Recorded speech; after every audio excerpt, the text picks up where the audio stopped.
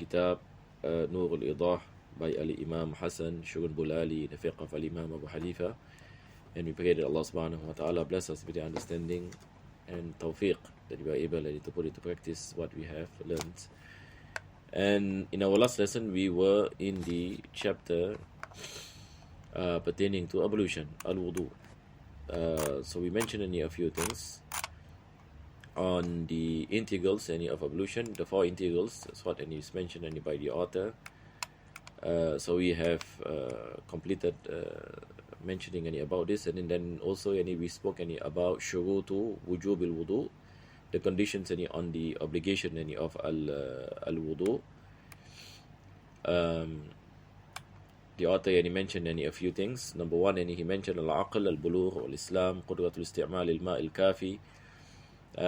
Number one, he mentioned the intellect, and then we have puberty, Islam, meaning a person must be Muslim in order for the wudu to become, there's obligation upon him, and the ability to use any water, otherwise he can use tayammum. And then he mentioned wa wujudul hadath. I think I have to explain this again. When in this wudu it becomes obligatory, when there is an impurity, a ritual impurity, al hadath. But if a person has wudu, then wudu is not compulsory upon him. Now this is what he meant wa wujudul hadath. In order for wudu to become obligatory, there must be hadath. If there is no hadath, meaning a person in state of wudu, then there is no obligation. Wa adamul hayd wa nifas, not in a state of hayd and nifas, because if women who are in menses, postnatal bleeding, then it is not permissible for them to take ablution. Wadiqul waqt, this is in pertaining to if a person has not prayed and time is limited, then it is compulsory upon him to take wudu and to perform the prayers, because that it's not permissible for him to prolong any longer. So we spoke about this, and then we also mentioned about sihhatul wudu. Sihhatul wudu, the author mentioned these are the conditions on the validity of wudu. So number one, he mentioned umum al-bashara, we have to make sure that water reaches all parts of the body with water that is pure and can purify a tahur. Number two, inqita' ma yunafi min haydin wa nifas, a woman should not be in a state of menses or postnatal bleeding. And then a person should not be in a state of hadath, meaning when he performs the ablution and his ablution, he does something that invalidates any ablution, then it is compulsory upon him to take any ablution from the beginning again. So this is what he meant when he say hadathin. And then number three, was zawalu ma yamna'u wusul al-ma ila al-jasad. This also we mentioned, and the author gave the example of wax. If there is something that is on our body parts that prevents any water from reaching, then it is not valid. Right. So now we go on to the next chapter. The author mentioned faslun fi tamami ahkamil wudu. So this is going to be our lesson today, inshallah ta'ala. So this particular chapter is the completion on the rulings of ablution. These are some rulings that we have to take note, which is compulsory for us to make sure that our ablution is valid. Number one, he mentioned yajibu raslu dhahiril lihyatil kathati fi asahi ma yufta bihi. It is compulsory for us to wash our beards that are thick. So here the author mentioned if a person has a thick beard, it is compulsory upon him to wash the beard. What is zahir? Zahir meaning the outer part of the beard. And it is not compulsory upon him to make any water reach to the skin, because this is a thick beard. Tamam. But if it is a khafifa, that's what he mentioned. Number two, wa yajibu isalul ma ila basharati lihyatil khafifa. If a person has a beard here, tamam, and this is part of the face, that's what we mentioned. So now it is compulsory upon him to make sure that water reaches the skin, because this is a thin beard.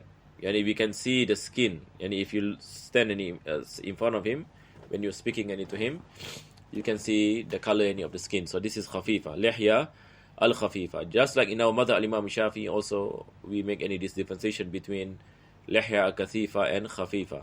So if it is kathifa, yani thick, it is not wajib and to make water and it reaches the skin. What is wajib and is to make water reaches in the outer part of the beard. But if it is a thick, it's a thin and beard, then it is compulsory to make sure water reaches the skin underneath. Tamam.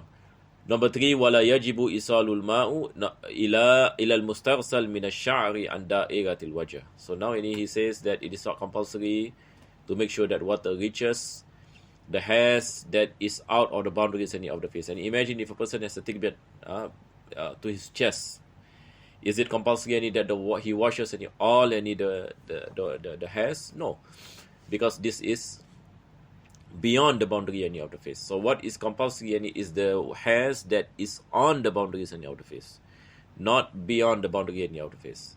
So this is not any compulsory. طيب.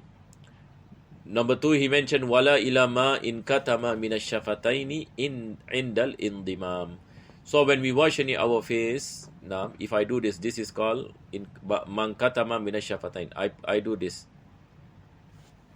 My mouth, and if I put naturally like this, what is apparent, this is compulsory for me to wash. This is any compulsory for me to wash. So it is not compulsory for me to wash inside my mouth.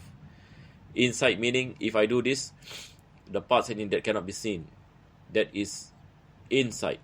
That is inside. What is wajib and what is seen outside. Okay, so this is part of the face. So our lips here, part of our lips here, this is part of our face. So it is compulsory for us to wash. Now, how do we know which part is compulsory, which is not compulsory to wash? When you keep your mouth shut and naturally like this, then you can know which is the part for you to wash. Number 4, walau in dammatil asabi'. Then he mentioned about fingers. It is compulsory to make sure that water reaches what in between the fingers.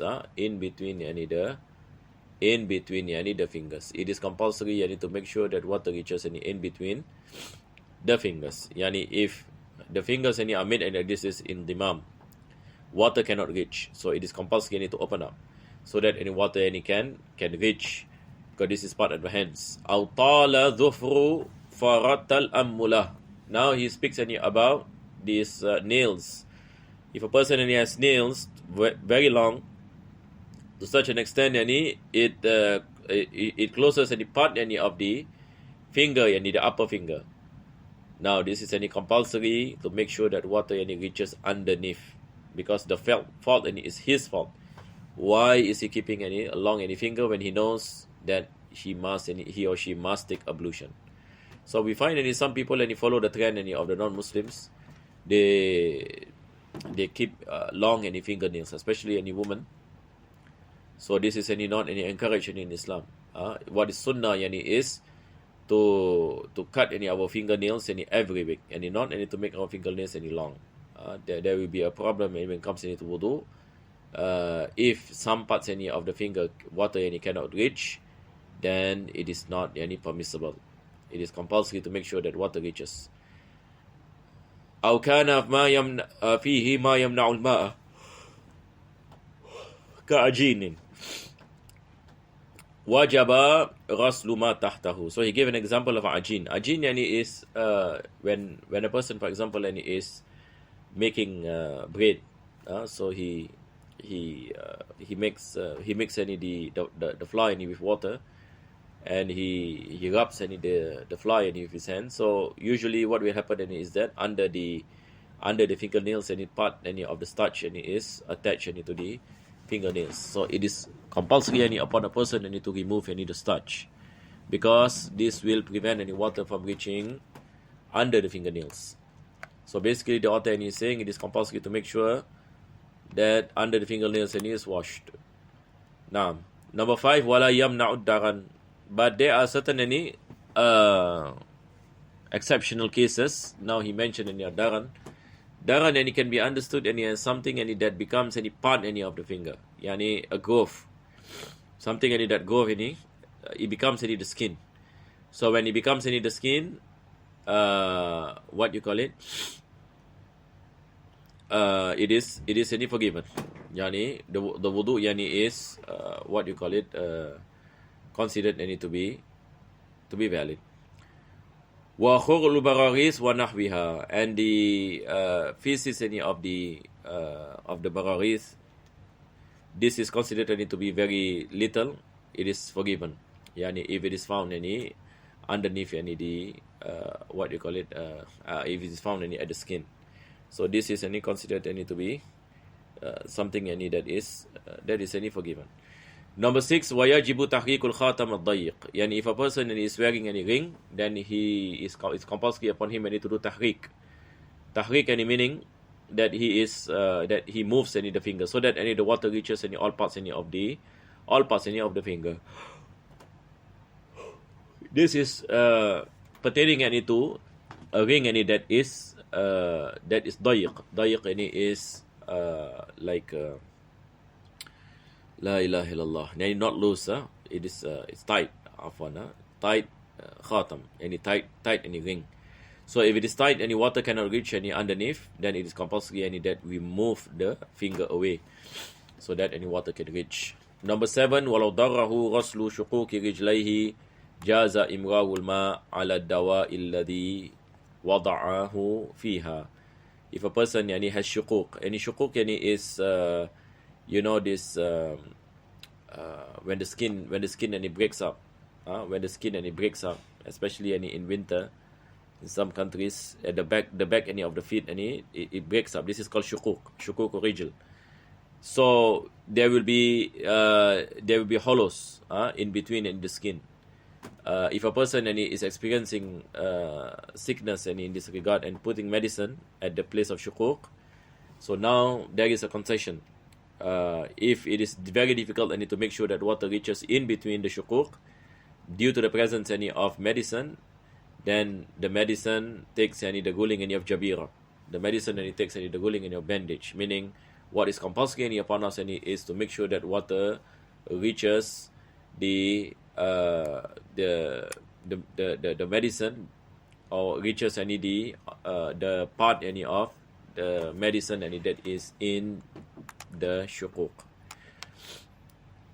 This is any this is exceptional case and is forgiven. ولا يعاد المسح ولا الغسل على موضع الشعر بعد حلقه ولا غسل بقص ظفره وشاربه. So if a person and he has wiped any his head or wash any his face any for example, and then after that he cuts his hair. A person and he wipes any his head and then he cuts any the hair, the part any that he wipes. Is the wiping valid? Yes, the wiping is valid. Because here what is compulsory is wiping of the head, not wiping of the hair. So even if the hair any is cut off, the wiping any is valid. وَلَا الْغَسْلِ بِقَصِّ ظُفْرِهِ وَشَارِبِهِ. A person, for example, wash any his face and then after that he trims any the mustache.